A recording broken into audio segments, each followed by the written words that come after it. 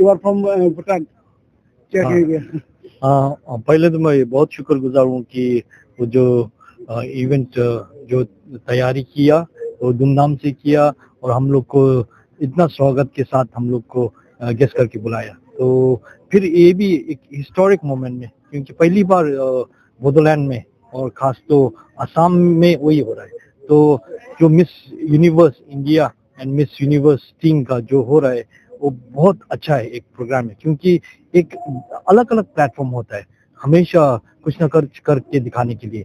तो शायद ये बता रहा है कि अभी बोडोलैंड में बहुत बदलाव आ रहा है, क्योंकि एक तो शांति की वजह से कुछ भी ऑर्गेनाइज करने के लिए कोई भी तैयारी है।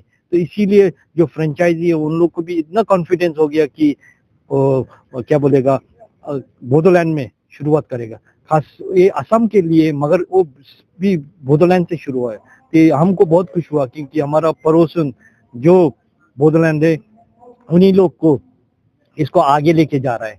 तो हम बहुत खुश है। तो आज देखा है कि इतना आप लोग का लड़की महिलाओं के लिए इतना उन लोग में इतना टैलेंट है।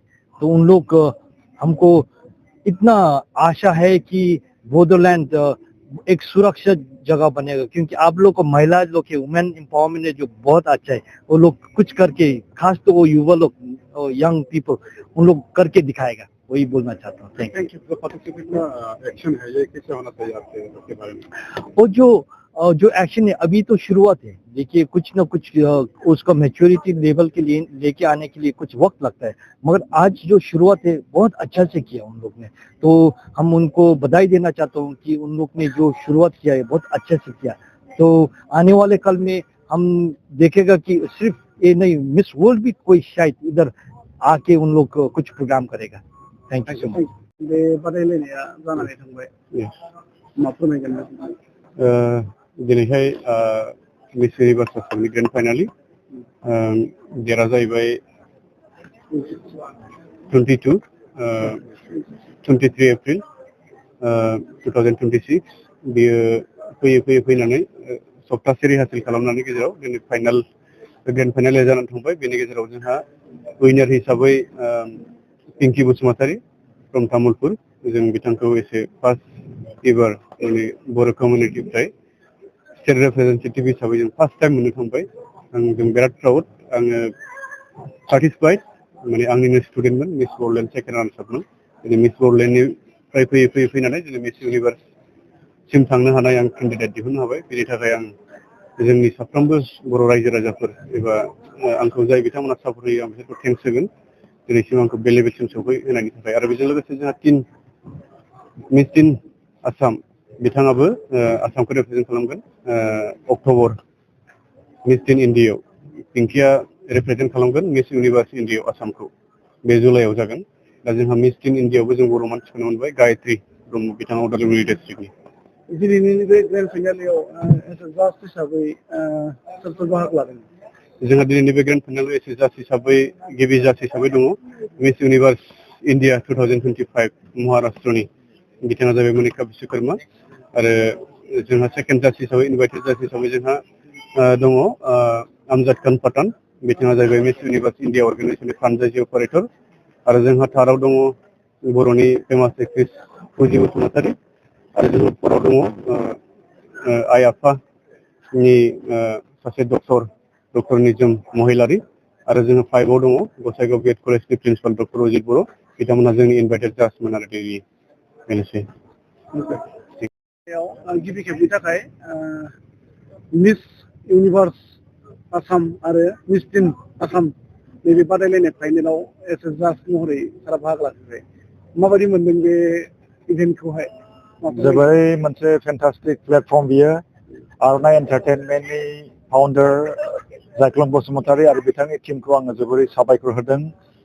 बे प्लेटफर्मा ओरैबायदि मोनसे जादु गोनां प्लेटफर्म, जाय प्लेटफर्मा लाइमोन सेंग्रा सिख्लाफोरनो मोनसे गोहो होयो। जोंनि आथिङाव स्किल्स दङ, जोंनि मोखाङाव स्किल्स दङ, जोंनि रावाव स्किल्स दङ। बे हाबखुमानानै थानाय स्किल्सफोरखौ जों जुदि एक्सप्रेस खालामनो हायोब्ला जोङो जायखिजाया उइनार जों जानो हायो। जाय बिथांमोनहा जाय कन्टेस्टेन्ट बिथांमोनहा दिनै बे हाबाफारियाव बाहागो लाफैदों बिथांमोनहा गावबा गावनि स्किल्सखौ दिन्थिनो हानांगोन थाबायनायावबो स्किल्स दङ आखायाव मोदोमाव जेरावबो स्किल्स दङ दा बेखौ एम्पावार खालामनो थाखाय दिनै आर'नाइ एन्टारटेनमेन्टआ मोनसे प्लेटफर्म होबोगासिनो दङ मिस बड'लेण्डबो बिथांमोनहा खुङो बेबायदि प्लेटफर्मखौ मोनोब्ला आं मिजिंथिदों लाइमोन सेंग्रा सिख्लाफ्रा कुनुदिन गिरेल जानाय नङा गाहाय लामायावनो थाबाय थागोन आन्दायनाय नङा नाथाय बे मेसेजआ खनना खनला सौहैनांगोन आरो जोंनि समाजाव मा जायो माखासे हान्जानि गेजेराव मोजां मेसेजआ सौहैया दिनै बे मिस इउनिभार्स इन्डिया आसामनि जे मोनसे प्लेटफर्म बेनि जुदि मेसेजआ सौहैयोब्ला गाबोननिफ्रायनो माखासे सेंग्रा सिख्लाफ्रा प्रिपेरेसन खालामगोन आरो जर'खायै दिनै बे सिख्लाफोरनिल' दा बेबायदि प्लेटफर्मखौनो जोंनो नांगौ दा जोङो दुखु मोनो जोंनि सेंग्रा सिख्लाफ्रा लामा आन्दायो मा मावगोन मा थागोन खारन जोंनि सेंग्रा सिख्लाफोरनि मेलेमाव गोसोआव टेलेन्ट दङ बयहाबो टेलेन्ट दङ मोनसे टेलेन्ट दङ दा बेयाव फैनानै आं नुफैदों जाज महरै आं बाहागो लानो खाबु मोनदों आङो सिगाङावबो जाखांबाय मिस बड'लेण्ड बेयाव दा बेयाव आं नुदों जे मोजां सेलिब्रिटि बिथांमोनहा जाज महरै बेयाव फैयो दा सेलिब्रिटियाथ' ओरैनो जानो हाया सेलिब्रिटि जानो हानायनि खिन्थु जोंनियाव बयनावबो स्किल्स दङ दा बे जोंनि सिङाव उन्दुनानै थायो दा बे उन्दुनानै थानाय स्किल्सखौ जोङो एम्पावार खालामनांगौ आरो जोङो प्लेटफर्म जोङो होनो हानांगौ दा दिनैनि कन्टेस्टेन्टफोरखौ जाय फरायसाफ्रा बेयाव फैनानै नुफैदों आङो 100% बुंदों बिथांमोनहा इन्सपायार जादों नुनानै आरोखि दा जोङो बेखौनो नांगौ थेंक इउ